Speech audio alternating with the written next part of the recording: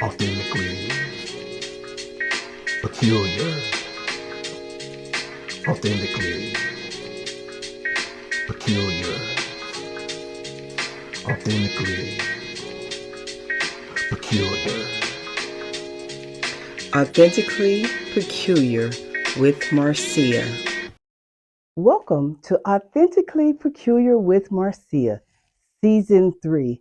I am so elated that we are going to be able to interview multiple guests as we are discussing the year of self.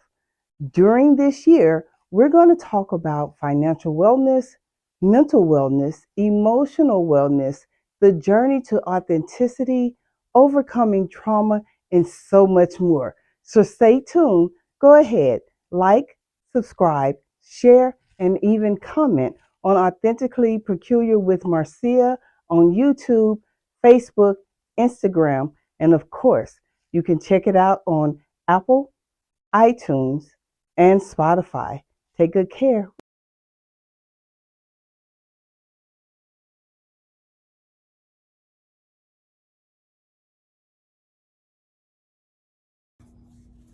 Welcome back to Authentically Peculiar with Marcia. I'm elated that this episode falls on Mother's Day weekend.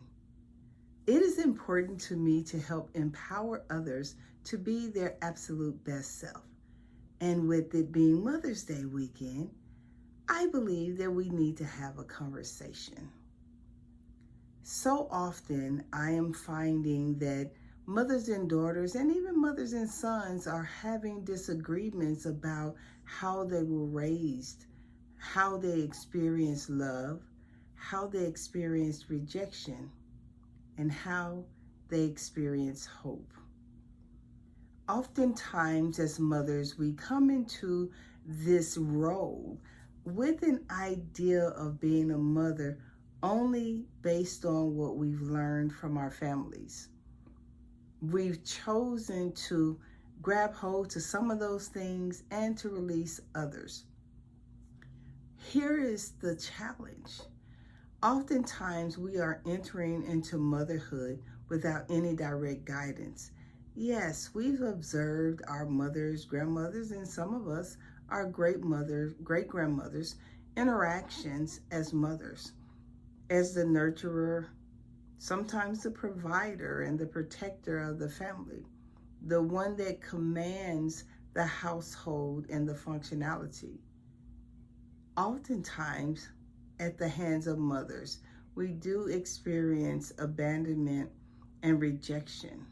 And I recognize that there are so many who are still battling to have that umbilical cord experience before the cutting, before the disappointment, before the separation.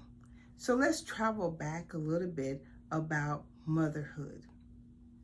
Motherhood is the most valuable part of a woman's existence in some mindset, because there is a belief that when you are a mother, you hold this special key to the universe, and you do to a certain degree, because your body is used as a portal to get other life here.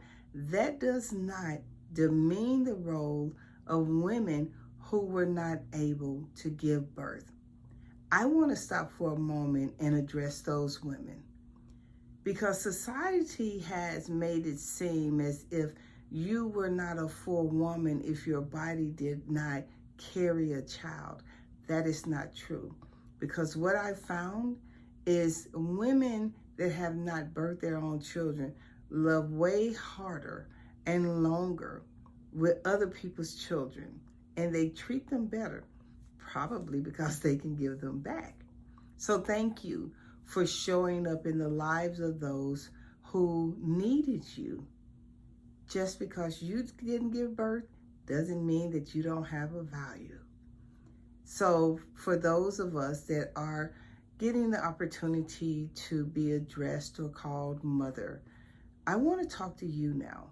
I want to remind you that being a mother can never come with a full book of instructions. because none of us mother the same, because we don't birth the same children. Shoot, in the households that we have 2 to 3, sometimes more children, we can look around and we recognize they are not all the same. They don't act the same. They don't even act like they were raised the same. And truth be told, sometimes they can't stand each other. However, when we took on the ownership and the yes of becoming a mother, we may have taken it on from a place of excitement of being a mother, because everybody else gets excited about someone being pregnant. We may have taken on a role. I know for me, my pregnancy with my son left me in a place of fear. Fearing, and my words were exactly, I don't know if I'm not selfish enough to give birth, because I like me, I like my life, and I don't know if I'm ready to give up that part of me. But the moment that I saw him, all of that went to the wayside, because I made a choice. I chose at my 19-year-old self to become a mother, to accept that I was pregnant, to accept that college would have to be put on hold, but to accept that I had something to give to this little person that I was entrusted with. Now, the things that I learned from my mother and my grandmother and my great-grandmother about being a mother was showing up. They taught me how to be diligent and to persevere. They taught me how to push past anything that was uncomfortable and make the sacrifices that you needed to make in order to be a great mother. Some of the things that I missed out on was how to cuddle and give words of affirmation and to give levels of the feeling of love outside of food, clothing, and shelter.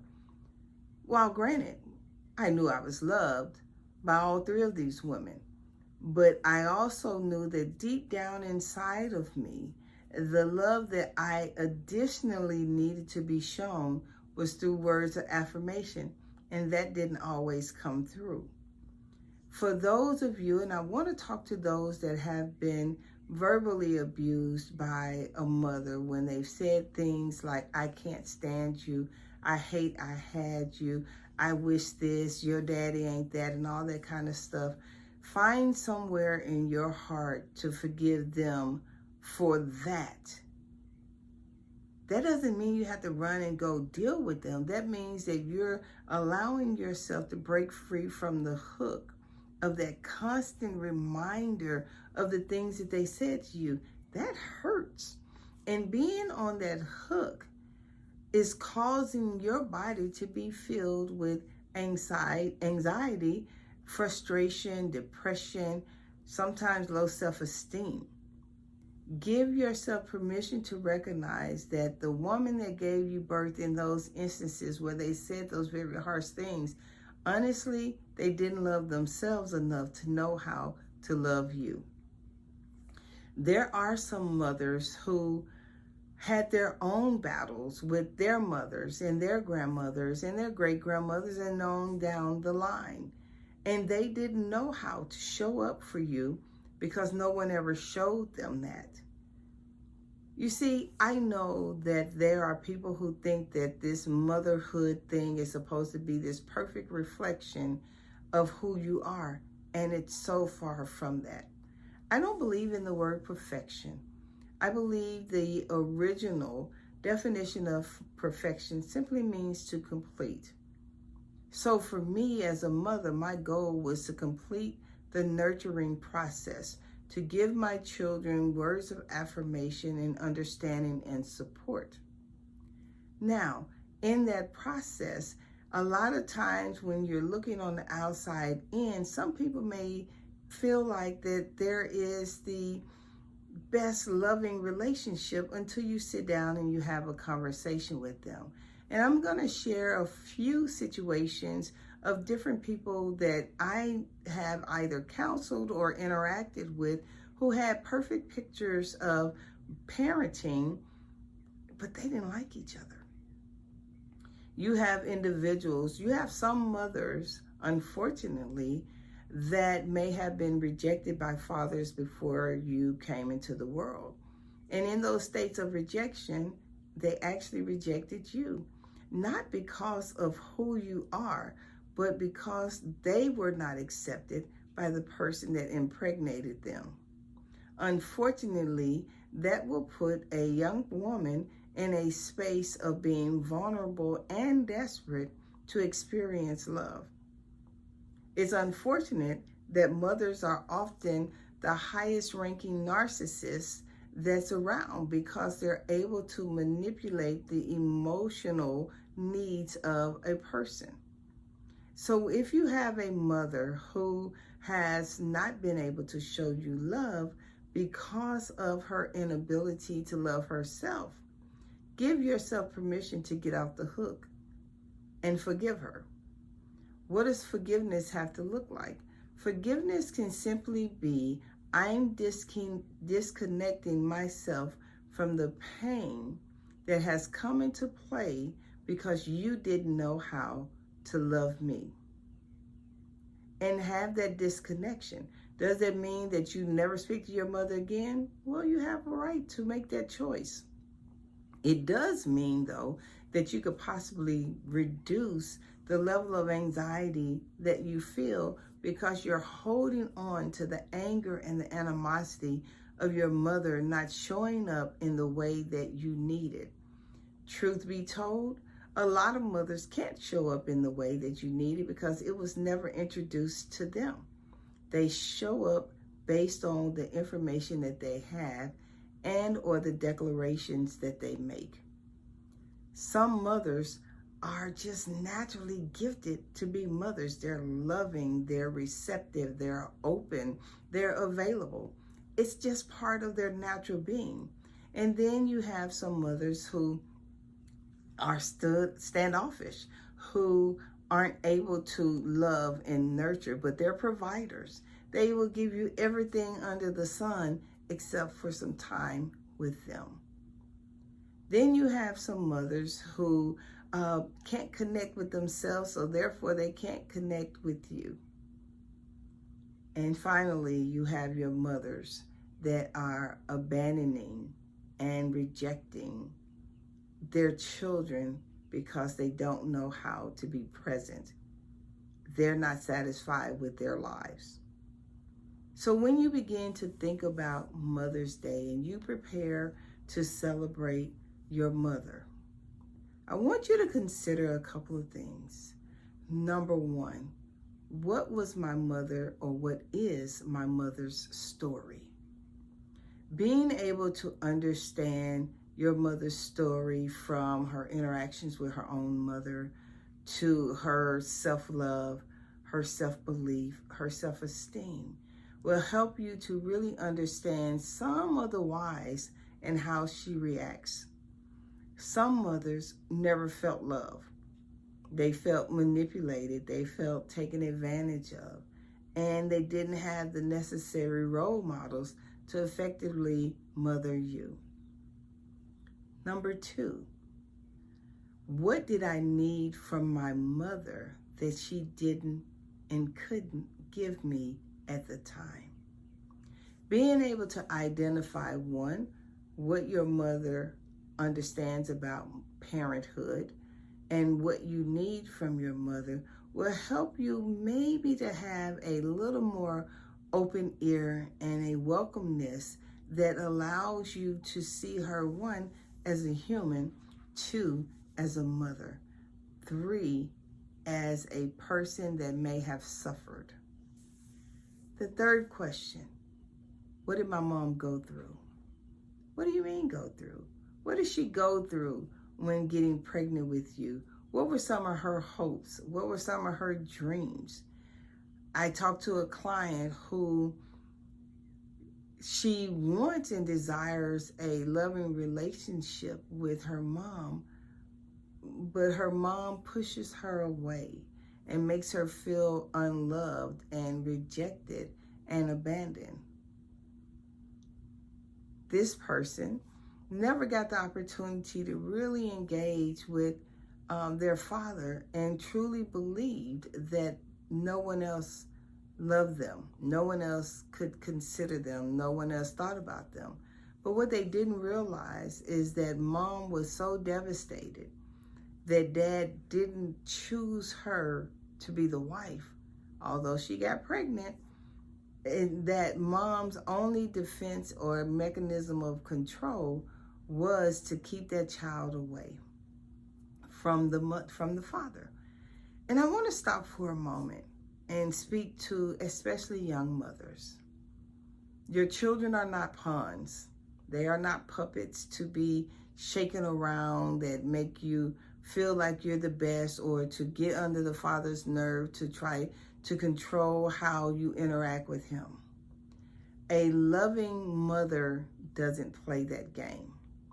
A loving mother, even if she's unable to be in a relationship with that father, will work to encourage a strong, healthy relationship without using your children as pawns.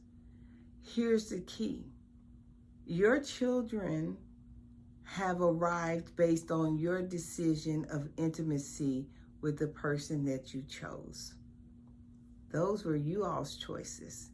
The fact that you can't get along is something that you need to address, but your children should not be used as a pawn. If that person decides that they don't want a relationship with you, it doesn't mean that they're rejecting the child. It means that they've decided that they can't have a healthy relationship with you. That doesn't mean you need to keep your child away unless you feel like you are putting your child in physical or emotional danger.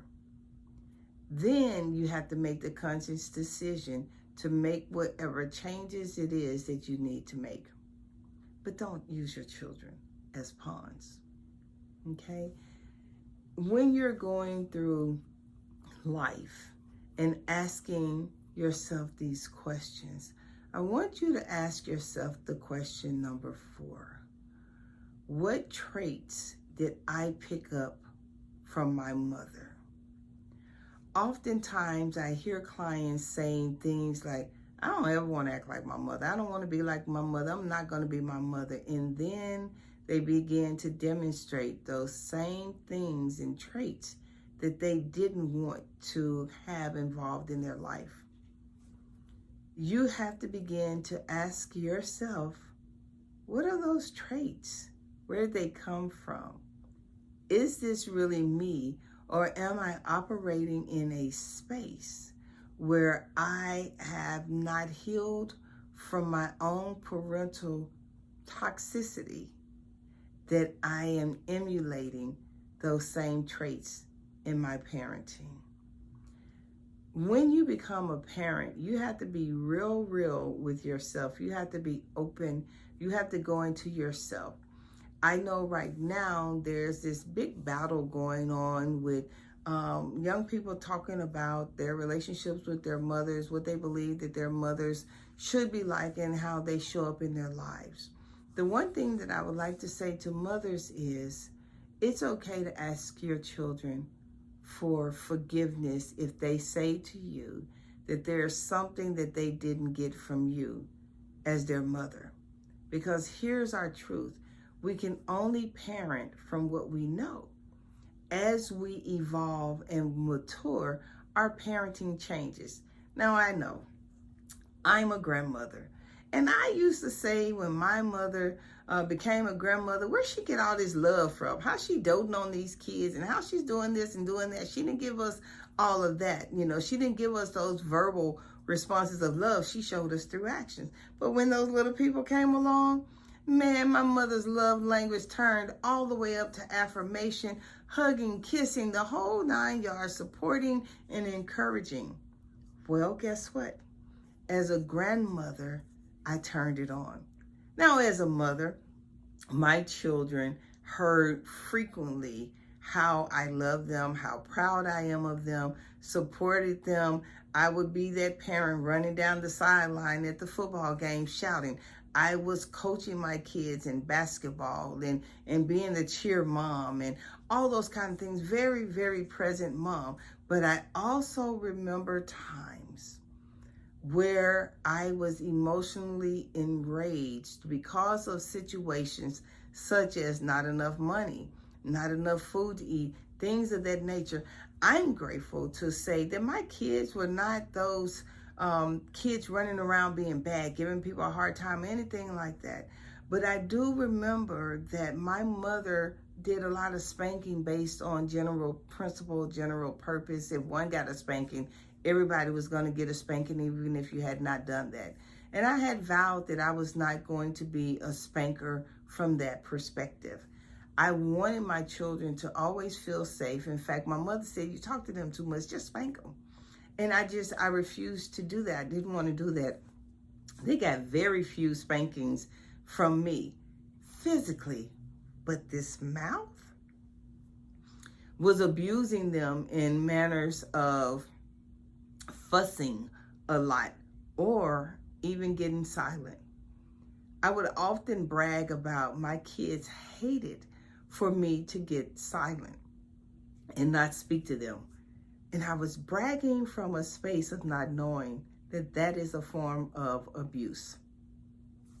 I abused them in that manner because it silenced their voice. I took away their power from being able to speak about the things that was important to them because I would be angry at them for whatever the reason was, and I would just get silent. Y'all, that's a form of abuse too. And I had to learn that if I wanted my children to feel safe, to communicate with me, I had to open the door and give them that permission. I had to put myself, and my rage to the side so that they could understand the importance, and the power of their voice. I had to let them understand that even in my frustration, any rage that showed up had nothing to do with them. They couldn't control if I had enough money to do some of the things that they wanted to do. They couldn't control if there was enough food to eat or any of those situations. Why would I take that out on them? So when I found myself yelling at my kids without anything that horrible going on, I had to check myself. I had to check myself at the few times that I became enraged and spanked them. And I recognized that one, never, ever, ever, ever, ever spank a child when you're at a point of rage. You could hurt them and you can hurt yourself. Don't do that. Second, your children are little individuals that are looking up to you so that they can be their best selves. When you start silencing their voice and telling them things like what they're saying isn't true or you don't believe in them, you're really cutting them down to make them feel like they have no value. Let's stop doing that.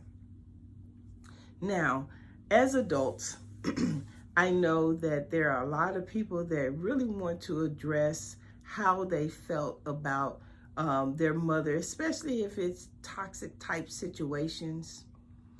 And it doesn't even have to be toxic for a child to come and say, I needed this from you and you weren't able to give it to me. For me, I always do check-ins with my kids. They probably say I'm checking in too much, but I always want them to know that they have a safe space to say, Mom, when you did this, it hurt me like this.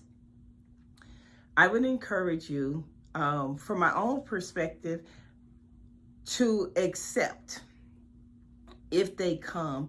You can validate their feelings. Even if you don't agree, you can validate their feelings. I remember one time talking to my mother, and I said to her, and I was an adult because I wouldn't dare do this as a kid, but as an adult, I said to her, sometimes I feel like I don't belong in this family.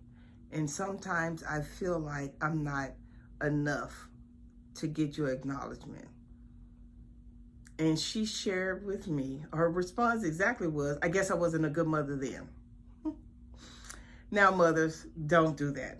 If your children are brave enough to come to you and say that there are some things that they've missed from you as a parent, it's okay to say, I gave you the best that I knew to give in that moment. But please, please, please don't take that moment and turn it into an emotional, manipulated situation. But I didn't give up the conversation. I continued on the conversation, and I said, as the youngest biological child, I often felt like I was never the youngest. And she looked at me and she said, now you know you look like me, and you know you act like me. And sometimes parents just know who's going to be the strength and the ones that they don't necessarily need to give so much to. And she said, plus, you like to cuddle too much. You wanted hugs all of the time. And I still do. I love, love, love the connection of human touch.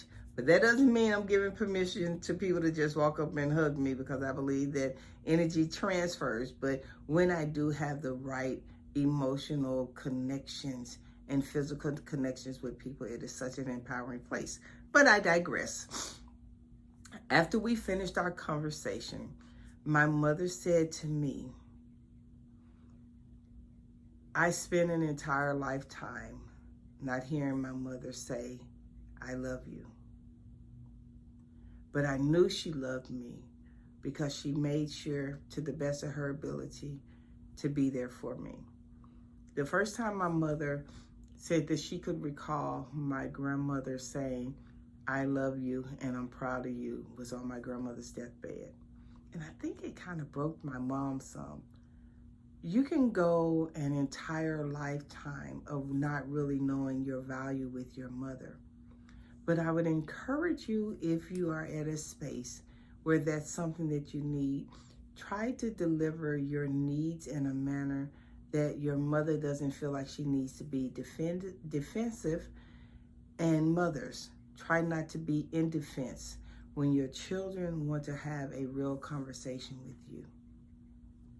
Lastly, give your children permission to do things for you. Stop being so haughty and say, I don't need anything, knowing in your heart that you really want someone to show you some levels of love. But mothers, I have to say this to you.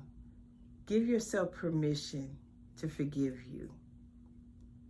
If you begin to forgive you, if you were dissatisfied with how you parented, then when your children come to you, you'll be open to receive their feedback.